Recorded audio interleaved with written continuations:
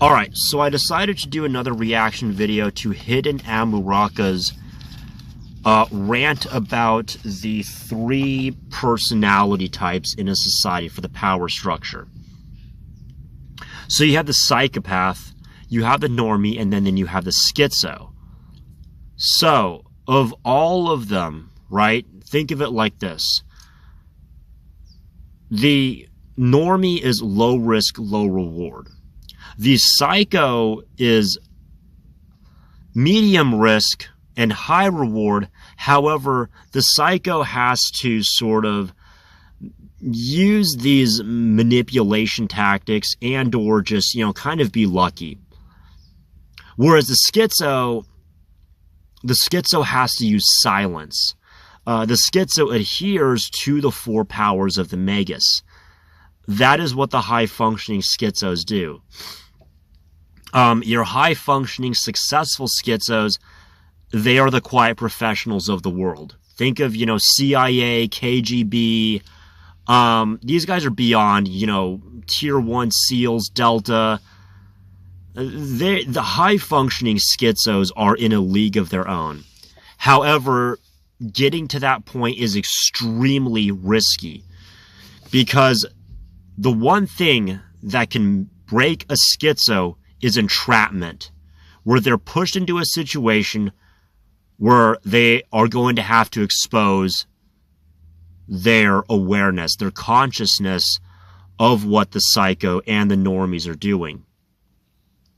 Now, a lot of normies do have elements of the psycho in them, and a lot of psychos have elements of the normies in them. Same with schizos. All 3 of them have elements of the others within them. However, it is their ultimate role that they play that ends up sort of making them separate. So the schizo is going to have high amounts of both normie and psycho traits in them. That's how they're able to see, through all these narratives. They're able to figure things out. And, let me take off these headphones real quick. Contrary to popular opinion, these schizos are not just violent, going out, shooting people, doing whatever. Yes, a lot of them are mind control agents, and a lot of them are, they've seen things that most people haven't. They've experienced things that most people haven't. A lot of schizos, yes, they do have both forms of PTSD, both complex and, what they call the acute post-traumatic stress disorder. So, women, usually females, are going to have more of the acute, whereas males are more going to have the complex. And let me explain why.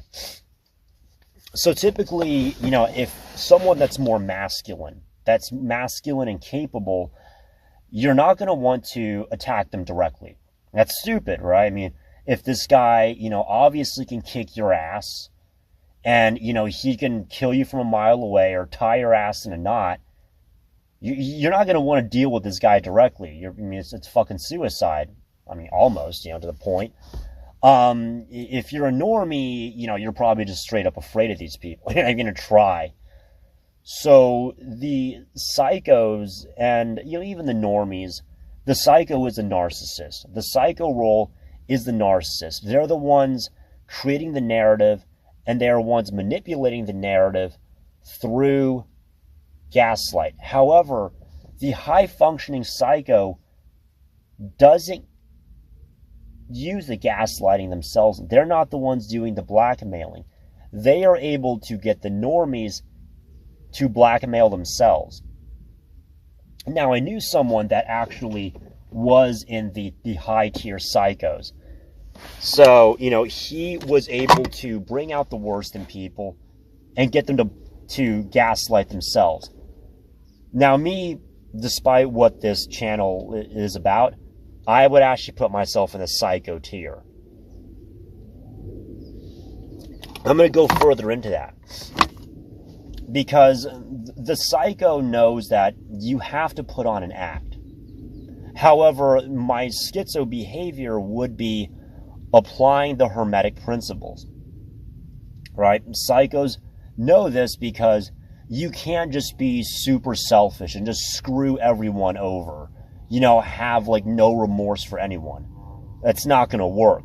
You have to work within the constructed system, work within the narrative, and then go from there. So, contrary to popular opinion, most psychos, while they may be bloodthirsty, that's more of a narcissist. They're the ones that want revenge. They're the ones that are seeking justice. They're the ones that have the chips on their shoulder. Psychos don't. Schizos do to some extent, but schizos are more just like, they can see through the bullshit. So there's no need for them to have a chip on their shoulders. And both psychos and schizos, they know the Hermetic principles, and they follow it, and they adhere to the sign of silence. They adhere to the 4 powers of the Magus. Now, when I say they adhere to them, I mean the tier 1s. So as far as the tier 1 normies, they are your celebrities, right? They are sort of the poster boys. And, a lot of normies want to emulate them. These are sort of your, overall, think of, they got a 6-figure income, they're physically attractive. They know how to talk, but they're not like shoving shit in your face. They're your typical, say, here in United States, typical suburban, happily married couple, just kind of, going about their ways.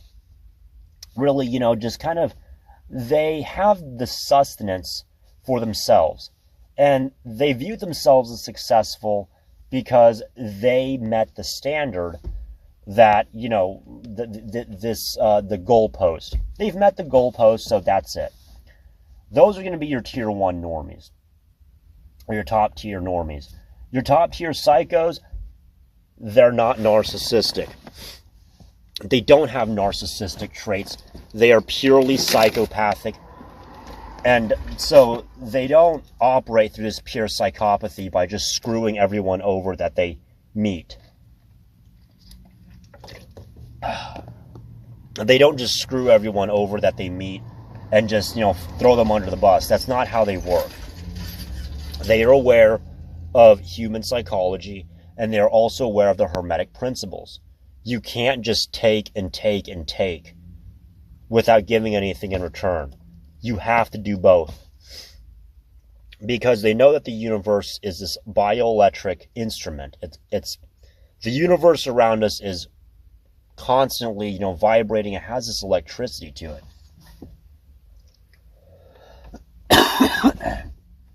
And so as a result, you can't just be constantly, taking, because all you're doing is just overloading the battery.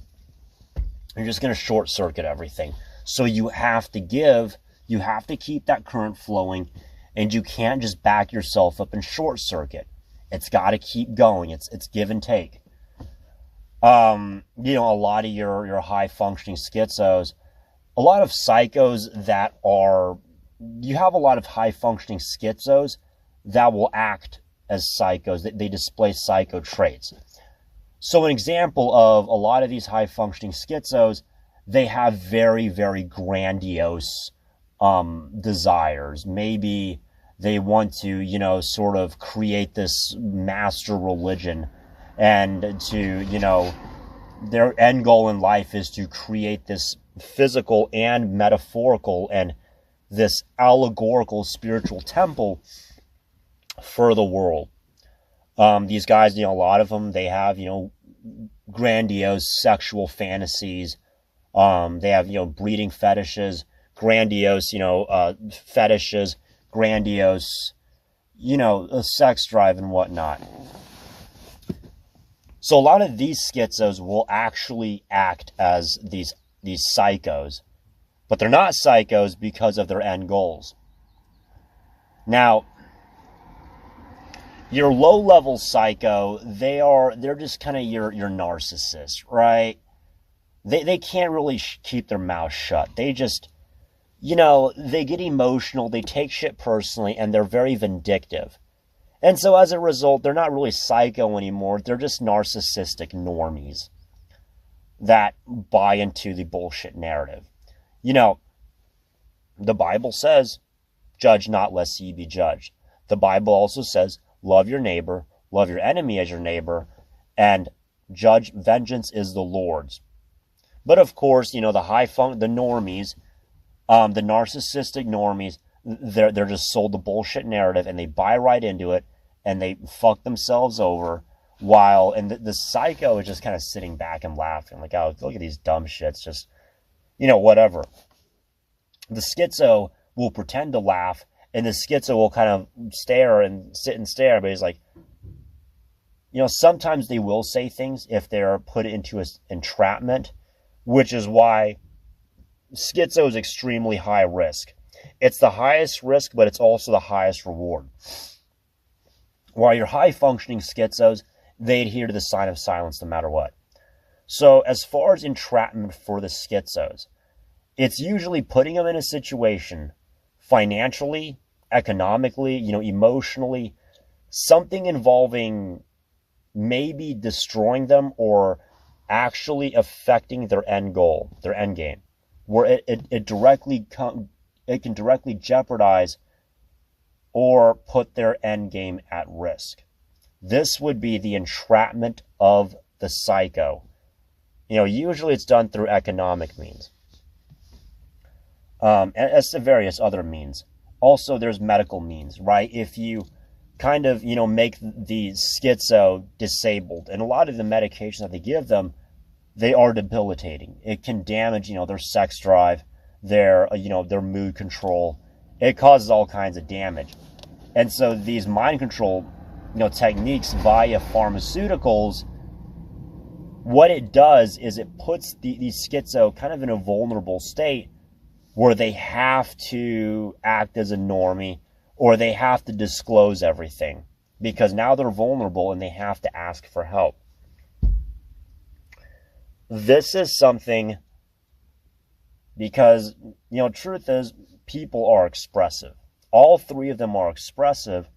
However, the high-functioning schizo, they have to be on their point. I would say the high-functioning schizo is by far the most difficult, the most dangerous, the most risky. However, it does offer the highest reward if, you know, you win on the side of that risk.